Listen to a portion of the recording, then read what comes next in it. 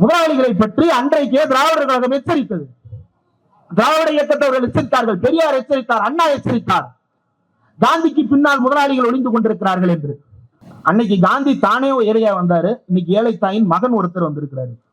புதிய இந்தியாவை பெற்றெடுக்க தொண்டர்களே வருக அப்படின்னு கூப்பிட்டு இந்தியாவை புதிய இந்தியாவாக மாற்றும் திட்டத்தோடு அவர் களமிறங்கி இருக்கிறார். அந்த களத்தில் என்ன நடந்து கொண்டிருக்கிறது அப்படின்றத நாம் தீவிரமாக பார்க்க வேண்டும். தமிழ்நாட்டை பற்றிய விமர்சனங்கள் என்பது தொடர்ச்சியாக வர தொடங்கி இருக்கிறது. தமிழ்நாட்டினுடைய சூழல் எப்படியானதாக இருக்கிறது?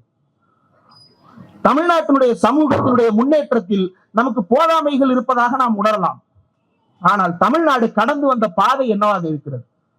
முதலமைச்சர் நேற்று கேரளாவில் சென்று பேசும்பொழுது ஒரு முக்கியமான விஷயத்தை அடிக்கோடிட்டு பேசுறார். என்ன? கடந்த 100 ஆண்டுகளில் இல்லாத அளவிற்கு பெரிய மாற்றங்களை நாம் சமூகத்தில் நிகழ்த்தி காட்டி இருக்கிறோம். அதே வேளையில் இந்த முன்னேற்றங்களில் நமக்கு சில போதாமைகளும் இருந்திருக்கின்றன. அறிவியல் முன்னேற்றங்கள் நமக்கு போதுமான மாற்றத்தை தந்தமையாக இல்லை. இன்னும் நாம் போக வேண்டிய தூரம் அதிகமாக இருக்கிறது. என்ன விலை கொடுத்தாவது நாம் சமூகத்தில் சாதியை ஒழிக்க பாடுபட வேண்டும் என்று பேசியிருக்கிறார். வேறு எந்த மாநிலத்திலும் இந்த பேச்சை நீங்கள் கேட்க முடியாது. தமிழ்நாட்டில் பேசுகிறார்.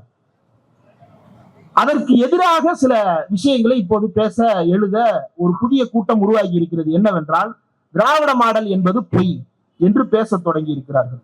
திராவிட மாடல் என்பது எந்த அளவுக்கு உண்மை, எந்த அளவுக்கு பொய் அப்படின்றத மோகன் தோழர் பாடும்போது ஒண்ணு சொன்னார். 2011 அப்பாவும் பையனும் கைகட்டி நின்ன ஒரு நிகழ்வை சுட்டி காட்டினார். பேரெல்லாம் சொல்ல விரும்பல.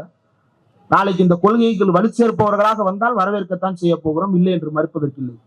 ஆனால் இன்றைக்கு என்னவாக இருக்கிறார்கள் என்ற இடத்திலிருந்து எடை போட்டு பார்த்தால், திராவிட மாடல் என்பது பொய்யானது, திராவிட மாடல் என்பது ஊழல் மிக்கது, திராவிட மாடல் என்பது மக்களை ஏமாற்றிக் கொண்டிருக்கிறது என்று பேசிக் கொண்டிருக்கிறார்கள். இது உண்மையா?